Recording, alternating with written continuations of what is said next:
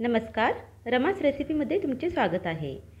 उन्हाळा सुरू झाला आहे. उन्हाळा सुरू झाला की आपण उन्हाळ्याच्या आपल्या शरीरात त्रास होऊ नये म्हणून वेगवेगळे पदार्थ खायला घेतो, ज्यामध्ये आहे सब्जा. सब्जाचं जर झाड असेल तर त्याची हिरवं पानंसुद्धा खाल्ली जातात आणि जर सब्जाचे झाड नसेल तर आपण सब्जा पाण्यामध्ये टाकून तो पीत असतो.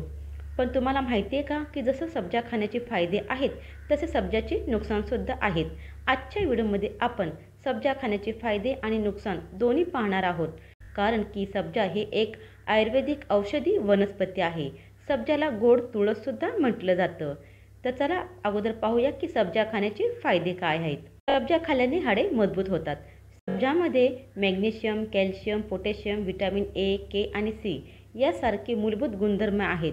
हे खनिजे माणसाचे हाडे मजबूत करतात आणि जखम सुकवण्यासाठी खूप मदत करतात. सब्जा चरबी कमी करतो. सब्जामध्ये फायबर खूप मोठ्या प्रमाणात आहे. सब्जाचे सेवन हृदयासाठी खूप फायदेशीर आहे. सब्जामध्ये मॅग्नेशियम, कॉम्बो आणि बीटा कॅरोटीन सारखी मिनरल्स आहेत, जे आपल्या हृदयाला निरोगी ठेवण्यास मदत करते. त्याचबरोबर रक्तदाबसुद्धा नियंत्रित राहतो. सब्जा त्वचेला ताजे ठेवतो.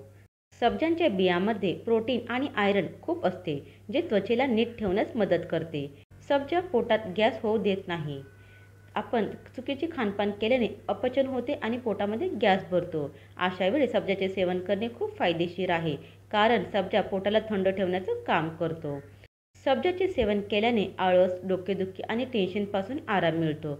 सब्जाचे बियाणे रोगप्रतिकारशक्तीला वाढवतात, म्हणून सर्दी, खोकला आणि ताप असलेल्या लोकांनी सब्जाचे सेवन अवश्य करावे. सब्जामध्ये खूप प्रोटीन असते. याचं सेवन केल्यास केस दाट, मजबूत आणि लांब होतात. शरीरातील विषारी पदार्थ बाहेर काढण्यासाठी सब्जाचे बियाणे खूप फायदेशीर असतात. याचं सेवन केल्यास लहान मोठे आजार होत नाहीत. आता आपण पाहूया सब्जा खाण्याचे नुकसान. सब्जा जास्त सेवन केल्यास काही लोकांना ॲलर्जी होऊ शकते. त्वचेवर खाज येणे, सुजन येणे यासारखी समस्या होऊ शकते. जर तुम्हाला अशी कुठली समस्या अगोदरच असेल तर तुम्ही सब्जा खाणे टाळावे. नाजूक त्वचेच्या लोकांसाठी सब्जा खाणे नुकसानदायक होऊ शकतं. याचं जास्त सेवन केल्यास त्वचेची संवेदनशीलता किंवा जलन, खाज होऊ शकतो. म्हणून नाजूक लोकांनी सब्जा खाणे टाळावे. गर्भवती आणि स्तनपान करणाऱ्या स्त्रियांसाठी सब्जा खाणे घातक होऊ शकतं.